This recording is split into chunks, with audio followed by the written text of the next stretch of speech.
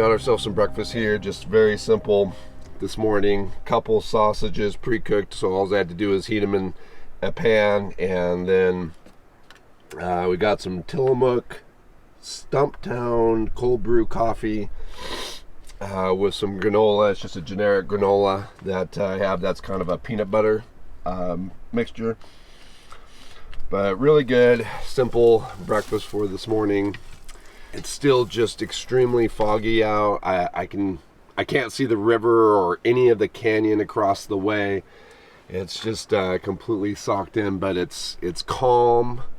There's very little wind. In fact, no wind. It's just actually just a bit of a slight breeze, and I can hear the river, and that's a very pleasant sound. And it's not raining, so I don't know, who knows, maybe this will burn off today. We'll cross our fingers on that, and maybe it'll happen, maybe it won't.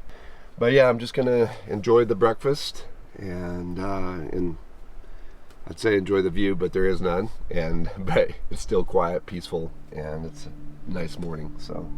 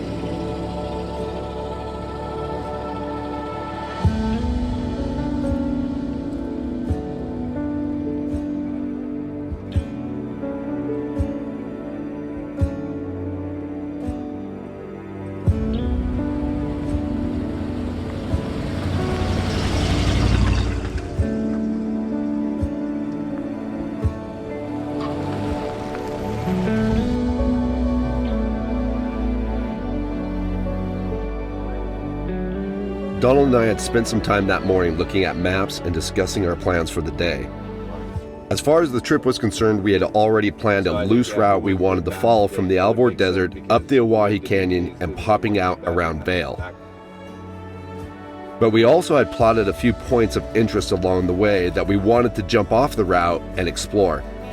Based on the rain we had received the night before, we opted to stick to waypoints that would keep us on the canyon rim, and hope for better weather before dropping down some of the steep, winding, and potentially slick muddy roads that would take us down into the canyon. The roads are a little bit muddy and slimy, so I do think it's great that we're not going to be traveling any very steep roads today. It does show some indication that this fog is going to burn off. So if that would happen, it'll help. These roads usually will dry pretty quick, and it'll be a lot better deal for us to explore down in the canyon tomorrow.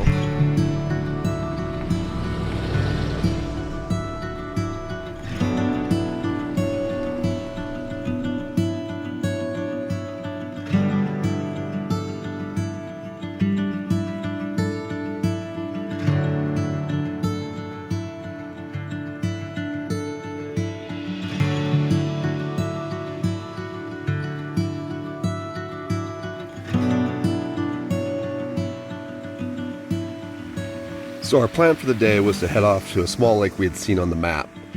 But we quickly found ourselves squirreling off to see what treasure we might find at the end of an old dead-end road.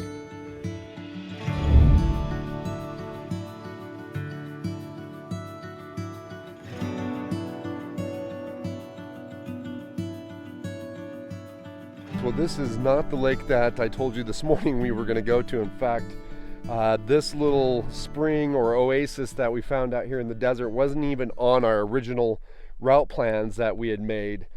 Like I said this morning, a lot of this trip is, us just kind of exploring along the route and seeing what we can find out here. And as we were working our way to the other lake, we just saw this little spur on the map, and it just showed a spring head.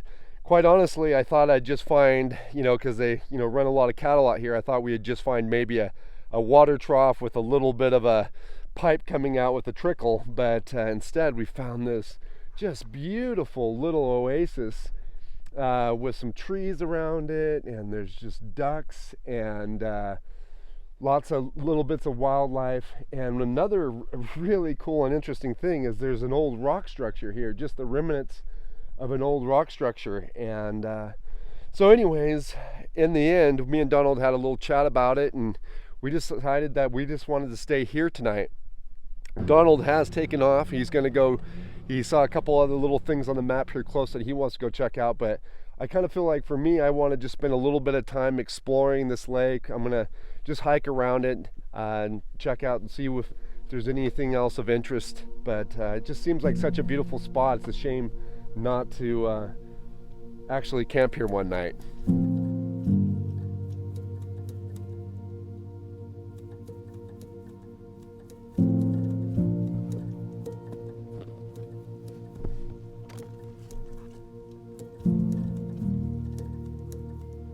This is exactly the type of experience I hope for on an overland trip like this.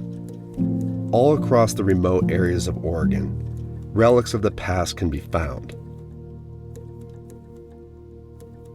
Having the opportunity to walk these ruins brings up so many questions of what life was like for the folks that lived here.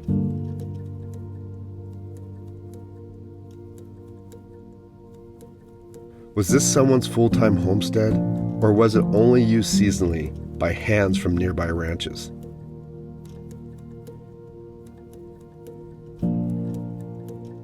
What would it have been like weathering the harsh weather in a rock house that's not much bigger than the average garden shed?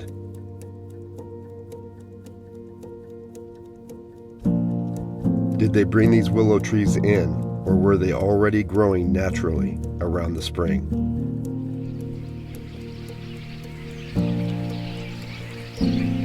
Alright folks, well, we're just walking along these willows. There's nice willow trees all around this little oasis.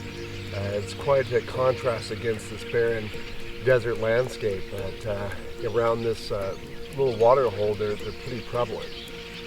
Also, that's what's pretty prevalent is birds. There's a lot of bird life around. I've seen ducks, and then there's just a bunch of other types of birds I have no idea. And it's almost deafening in here with the chatter among them. I've not heard anything like this since I was in Africa with Casey with the Coyote Works channel.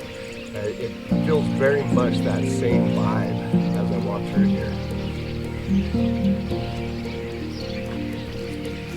As the day wore on, I continued to explore around the lake, and more clues to the life these folks lived were revealed to me. Alright folks, well, I've come across here. We are actually directly across. You can see the van and Donald's rig over there. He's gotten back. But I noticed as I looked across that I thought I saw some other rocks that just didn't look naturally laid. They looked like they were hand put there. And what this looks like to me is some kind of corral. Like they used some of the natural rock structure that was already around, and then they stacked up other rocks and made a bit of a corral, I'm assuming for some kind of livestock, horses, sheep, cows, who knows, but yeah, this seems to be some type of pen. A bit further off the lake, I found another large rock pen.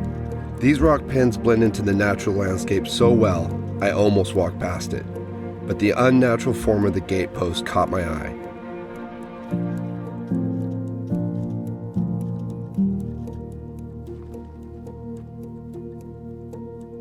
I wondered as I explored this old pen what type of livestock they kept here. I do know the area was heavily settled by Basque sheep herders, so my initial guess would be sheep.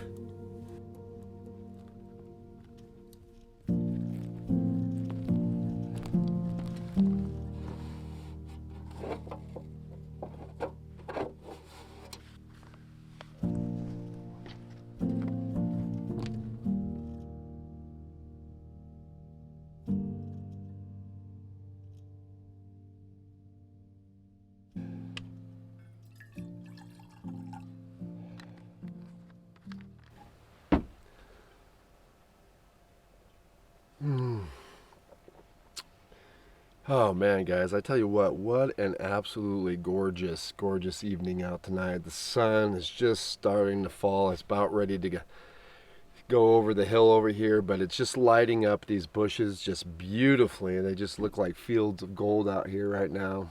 Just absolutely stunning. The lake looks gorgeous with the late afternoon sun. I'm really glad me and Donald decided to make this stop. It's just turned out to be an absolutely an amazing experience to be able to walk around and just look this place over, the history that's here, the wildlife that's here, all put together in a package that is just amazing to me. And so to me, this is definitely the perks of getting out on an exploratory overland adventure. But tonight I think I'm getting ready for some dinner, and we're starting to run kind of low on food supplies. I've been on the trail, since I went out with Edward. It's been 11 days for me straight so far, and even though Megan did bring me a few supplies, I'm starting to get kind of lean on different types of meals. So I think tonight it's just going to be sausages over an open fire.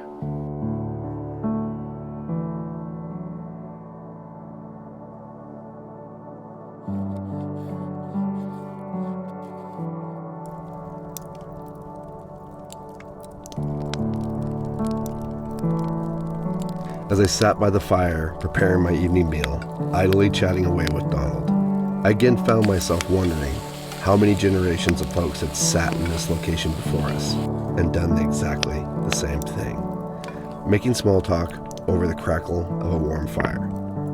I know through some research I'll find the answers to many of the questions that I have, but some I'll be satisfied to have answered only by my own imagination.